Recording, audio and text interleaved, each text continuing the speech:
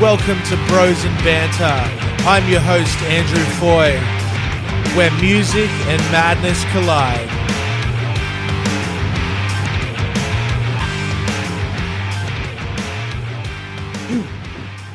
All right, legends, I've got Tyson in the house from Big Noise Audio. Tyson, bro, tell our listeners about Big Noise Audio. Hey, Andrew.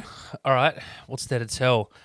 We're primarily a audio and lighting business for like events, so mainly live music. Nice. But we do other things as well, like we've got equipment that people hire out. We do repairs for like guitars and amps and stuff. I also do a bit of tuition, so I teach people on-the-job training at gigs, as well as production, guitar, mixing, mastering, all that kind of thing. So, yeah, we've got a few different services, but primarily audio and lights for live music, really. That's awesome, man. And when did you start this?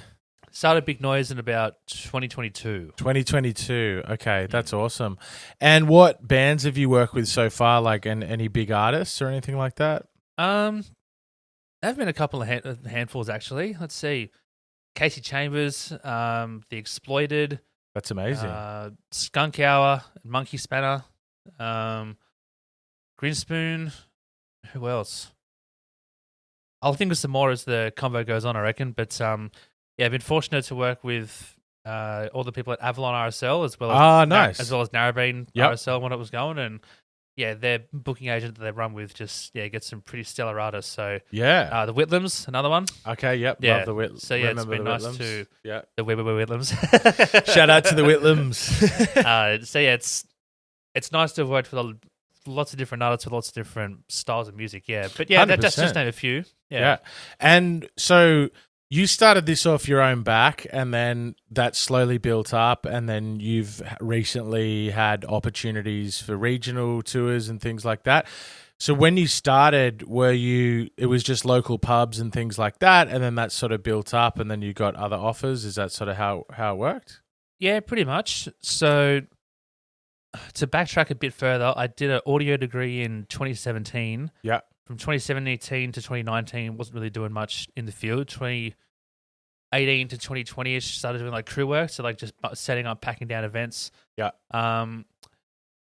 Then kind of on from that, I started doing work at Narrabeen RSL, as I was saying, just mainly doing monitors, like for audio, like for bands for their time. Was that with Nathan? Was Nathan there at that point? I worked with him from time to time. Yeah. But I met him up at Avalon, I'm pretty sure. Yeah. He's always around somewhere doing audio stuff. Yeah. I think he's making beer now. He is actually. I was at White Bay Brewing. Nice. Yeah. But so did the degree, and then started working at Narrabeen, doing a little bit of work for Sash Sundays, who was at the Greenwood, now is at Watson's EQ. And then I was just telling people about the different jobs I was doing, and then from that, I got myself an iPad, which is pretty much a controller for every other venue's little stage box or whatever they're running. So I had some tools to start doing my own work. And then the more people I was telling, and especially close friends and family, I think it was my brother and a few other people who said, man, like, as if that isn't an indicator for you to get a logo, a shirt, business, and start representing yourself and doing it. What's going to happen if you don't? You wouldn't have done it, and you're not going to find out if it went good or not because you didn't give it a go. So I wasn't going to start a business originally because I was just invoicing under my own name.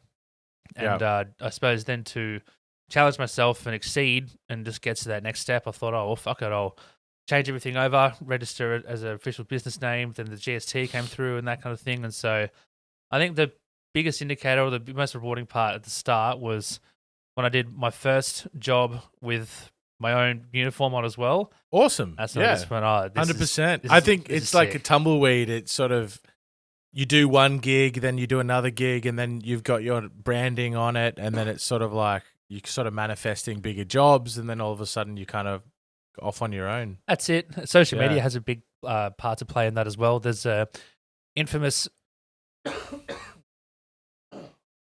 You're right, mate.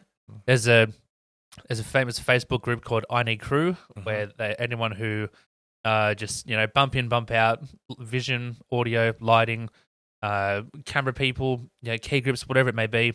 Yeah. Post all these different jobs from anywhere and everywhere. And I was kind of very hungry for work at the time, but then started to go here, and then do bands at this venue. But then, like what you were getting into before, I started to get texts from random people saying, "Oh, you mixed this band at my mate's pub a couple of weeks ago.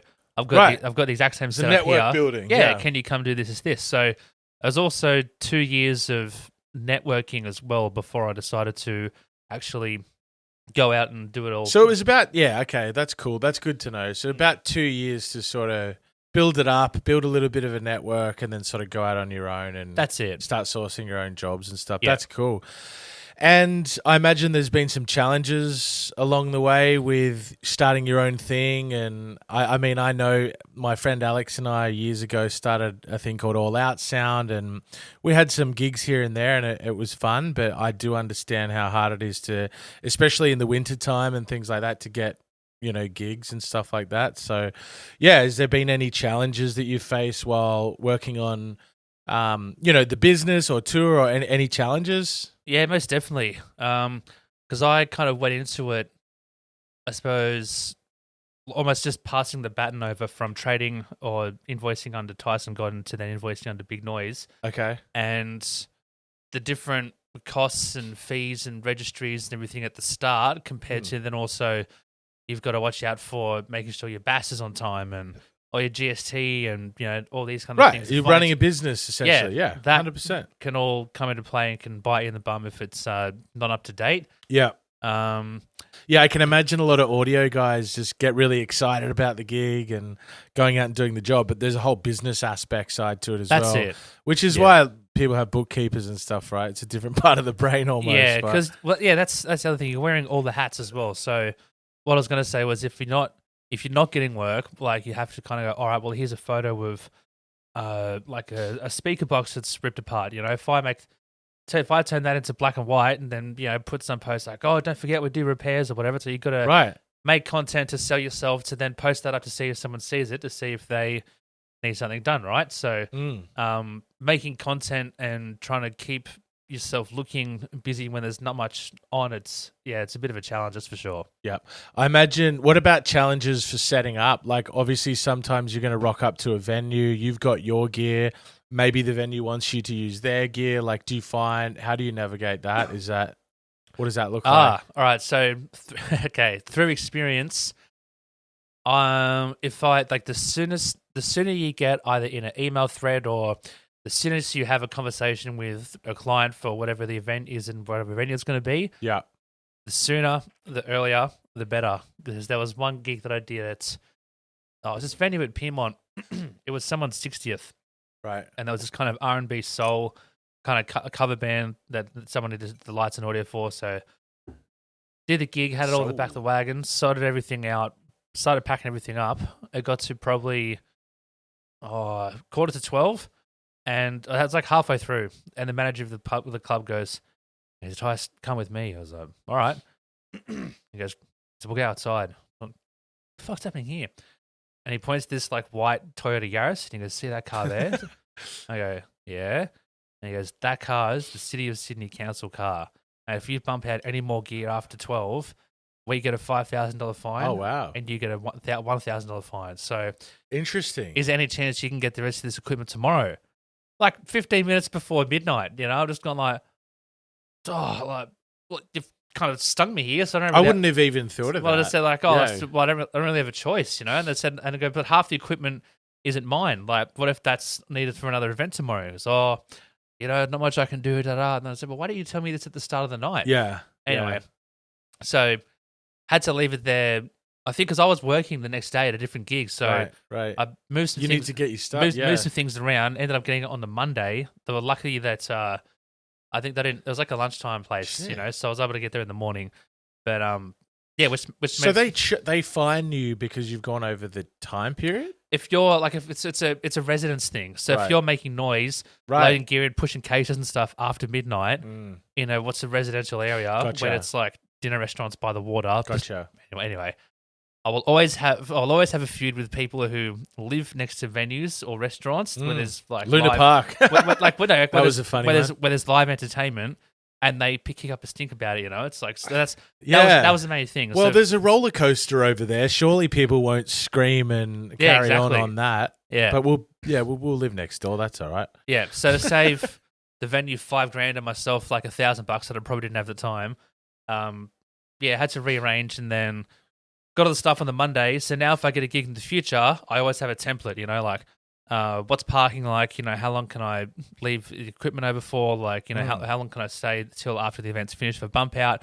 All these different things that you then try and put in place. So when the time comes to actually get to the gig and do it, you've got all these protocols in place. So no one can hold you up for overtime or kick you out at midnight or anything like that. So you're prepping for all those things, and you learn as you go too, or like that's where it pick came up from. on things. I wouldn't it's all experience, right? I wouldn't be as proactive on that now as it was if it wasn't for that experience. 100%. And what's been your most, I guess, memorable sort of gig that you've done? One that's just like you think back to and you're like, I'm so happy I was a part of that.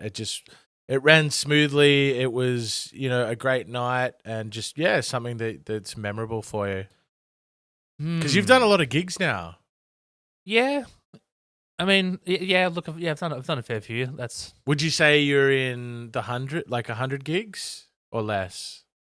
I'd probably say just under 100. Okay. Yeah. That's still quite a few. Like when you're setting up and doing all the audio, that's still a lot of gigs. You gain a lot of experience from that. Yeah, 100%. I haven't set up at 100 gigs. Well, that's actually, that's all live music. Competitive. If you want to go corporate events and that kind of stuff, that's anything audio related in a live environment. I'm saying. Oh, right. Well, that's a lot there. That's in the hundreds for sure. Okay, that's awesome. Yeah. So, what would be your most? So what would be one of your most memorable gigs, man?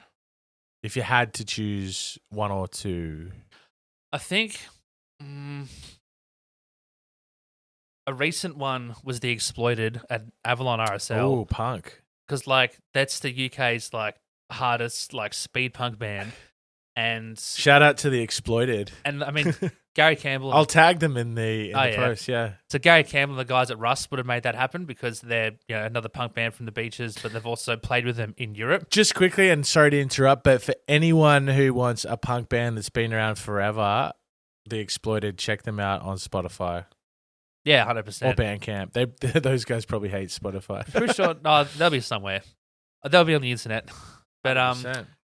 I think I enjoyed that one a lot because it took 4 years of rescheduling and COVID and all this other shit for them to play at Avalon because they were supposed to play at Narrabeen originally.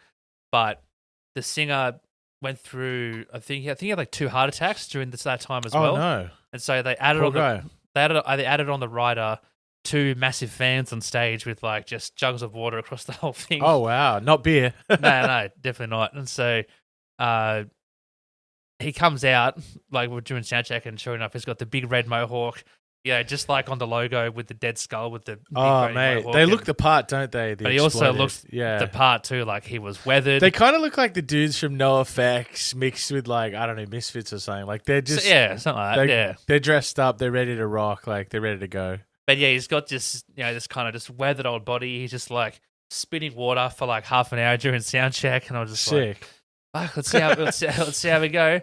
And then when it was go time, because Russ supported, and then oh no way, Russ supported. Yeah. That's what I was saying before. They're the ones that probably made the gig happen because they've played with them in Europe. They're before. Northern Beaches based, aren't they? And I think Max I went to school with, his dad was in that band, if I'm not mistaken. Yeah, it still is. Yeah. Okay, he's still in it. Yeah. They actually played for someone's 60th at the top of Narrabeen Surf They're Club. They're a great band. Recently. Yeah, they're a awesome. great band. They go hard. And I've seen people walking around the Northern Beaches with Rust t-shirts on too. People know them. Yeah, 100%. They've been around for a bit too. You wouldn't think, the demographic around here so one of my mates, his dad was a big punk head from way back in the day. And I think when I was in maybe year 5, when the little USB flash drive, little iPod shuffles came out. he loaded it up. My mate Nathan loaded it up with The Exploited, Right. Napalm Death, and Guns N' Roses, all that sort of stuff. Oh, So man. I first heard him when I was like 11. The song's like, fucking Punk's Not Dead, like Porno Slut, and all those other things. It's gone like, oh, this is hardcore, you know? Yeah, And that's it's around the hard same music. time I was listening to like, when everything heavy just keeps flooding in, like Linkin Park, Metallica, and it's just like, Right. oh,